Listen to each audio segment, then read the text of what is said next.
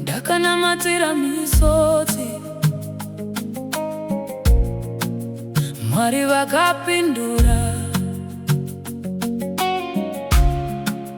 Ndakanamatira marwadzo, vakandisimudza. Zvandakachemera usiku, zvava uchapupu nhasi. Mwari vanonzwa munamato, havana kumbondikanganwa. Ndakanamatira misodzi, nhasi ndava kupupura. Jehovha vakaita nzira, ndichavarumbidza nokusingaperi. Kana uchichema, usarega kunamata. Kana uchimirira, usarasikirwe netariro. Mwari vachauya nenguva yavo, vachachinja nyaya yako. Misodzi chava mufaro, zita ravo richakudzwa. Ndakafamba nzira dzakaoma, vanhu vachiti handichasimuki. Misodzi ndiyo yakava shamwari, asi ndairamba ndichinamata. Mikova yose yakanga yakavharwa, tariro yese yakaita sevapera. Asi mumwoyo mangu ndaiziva, Mwari havambokundikani. Handina kurega kutenda, handina kurega kunamata.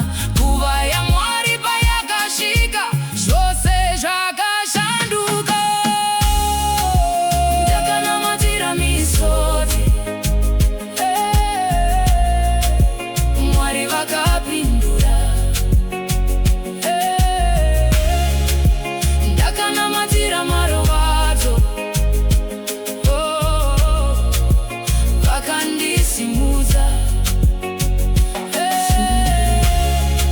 Zvandakachemera usiku,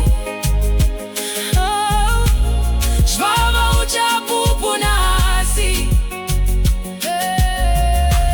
Mwari vanonzwa munamato, havana kumbondikanganwa. Pandakanga ndava kusuruvara, ruoko rwenyu rwakandisimudza.